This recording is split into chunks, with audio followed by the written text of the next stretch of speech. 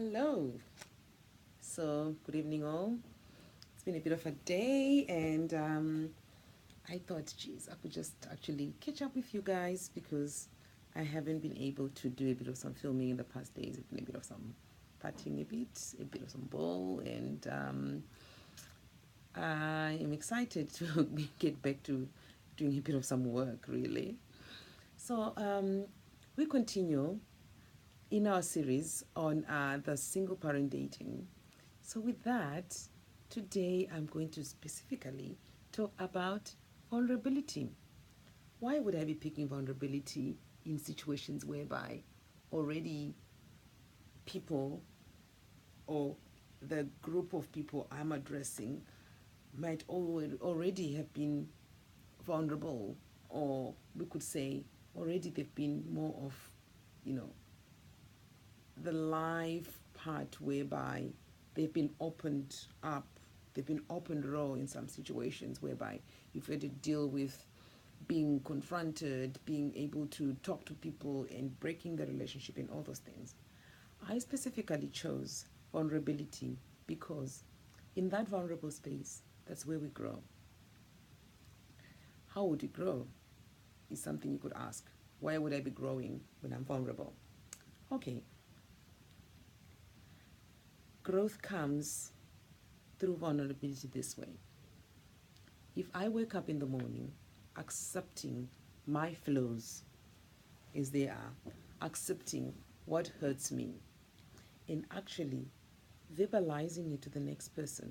This could be a friend, it could be the counselor, it could be a church friend, or it could be somebody you trust, or it could be on journal. Vulnerability is looking at those raw things we don't usually want to address and being able to look them in the eye and say, look, this is me. This is what hurts me at night. This is what actually keeps me awake. These are the things that make me uncomfortable when I'm driving. Like, I'm on the traffic lights and the memory of it comes back to me and it clicks. Being able to talk about it, being able to look at it and write about it, and actually trying to address it as it is, to say, look, I am not coping with this job. Just knowing that, look, this job is not really tailored for me. I'm not managing this. Coping with the fact that it might be really hard to be raising children by yourself at times, or even with a partner, being able to sit down and go, like, look, honey, it feels like these days our relationship itself is actually failing. Can we talk about things? Or at the moment, honey, it is so hard for me to love you. It is difficult for me to actually be able to love you the way I would have loved you to. I would have loved to love you. So, in that part, being able to be human, being able to wake up in the morning and actually accepting what you see and what you feel as it is, and being able to express it, being that vulnerable whereby you can actually almost want to hold your partner, your husband, wife, or boyfriend, but then you know very well that in this situation they could be so mad at me and they might just flick it off. But being able to reach out and still hold their hand and say, you know one thing, yes, I do miss you. I was watching in SBS, um, there's some series happening at the moment. That's Australia. It's a series called Look Me in the Eye. It's about whereby different people are put together. So they come in, and somebody who they've like really wronged you in the past, they come in and they sit and they look at each other in the eye for about 5 minutes. And in that look, they're looking for forgiveness, they're looking for compassion, they're looking for empathy. What that taught me was, on both sides, both ends had to be able to step out of this brave person who acts as if like it doesn't hurt them, who's acting as if life is all good, or who is so hurt that they cannot imagine forgiving the other person.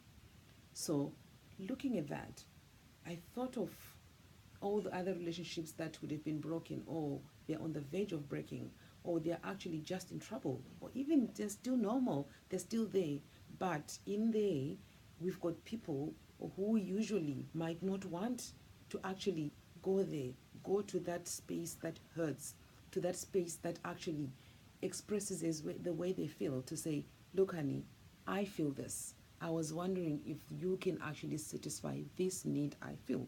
It could be anything, different needs. It could be the communication need, it could be the sexual need, it could be the financial need, it could be just helping with the dishes or just taking the rubbish out.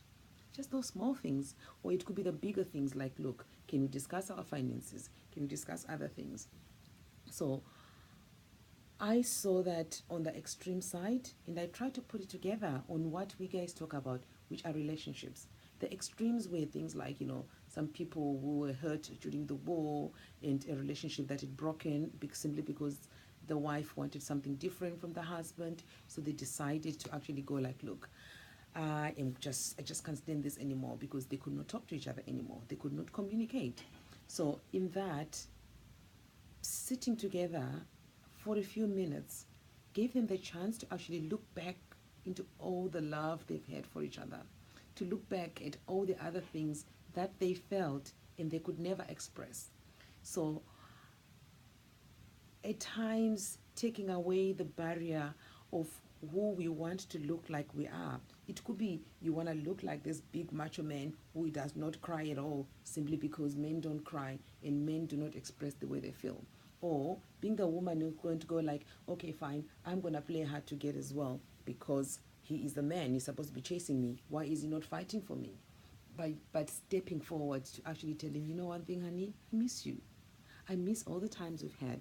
I miss the fun. I miss going to the beach with you. I miss all the good raunchy nights we had. I miss just sitting down for a drink with you. Or talking to her and explaining how you miss the way she would dress in this beautiful way and the way she would express herself in different ways. Being able to step out of that, out of this big thing that actually just makes you want to look like things are a different way, or you look like a big macho man who is, or a big woman who is all like, unreachable. But stepping out, expressing the way you feel, and expressing the raw, vulnerable need you have, at times you find that it actually makes you grow bigger. It makes you more beautiful. It makes you, at times, that vulnerability to actually just hold hands and say, you know what? I just miss holding your hand, my darling. And I find that it can be applied to different relationships. It could be relationships with your parents, relationship with your siblings, relationship with your boss, relationship with your friends you haven't caught up in a long time. Being able to step outside your box of the big ego and being vulnerable, being able to express those things that at times are difficult to actually express.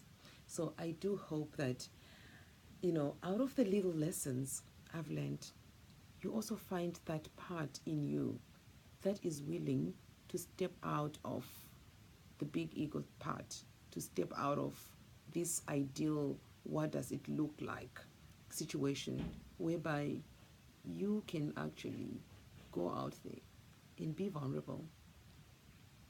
Do it. It can be just the small things that you never ever say. You think saying like, I can't forgive this person. But in forgiveness, at times you find peace in yourself. And in vulnerability, you discover who you really are. You open up. And the more you open up, love comes in.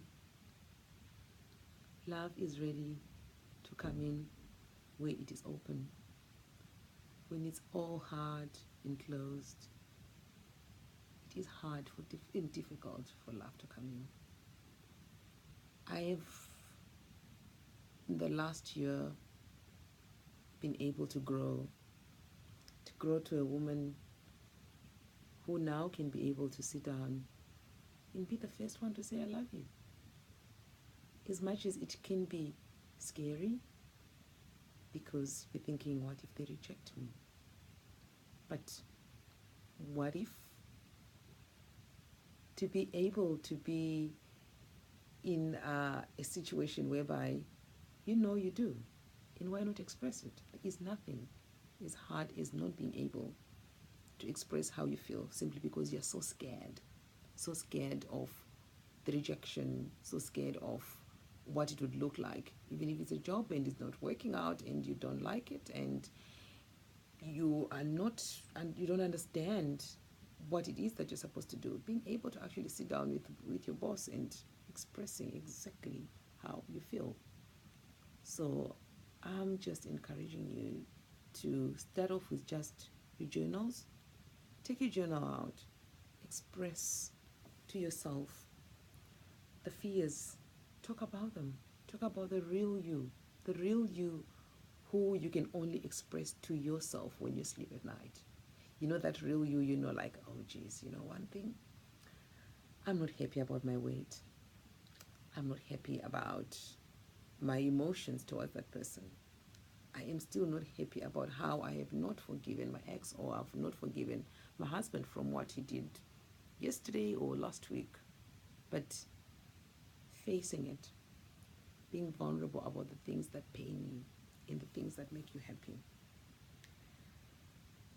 I've found that it has given me so much growth over the year. I hope it does to you too. I hope it will work out for you too.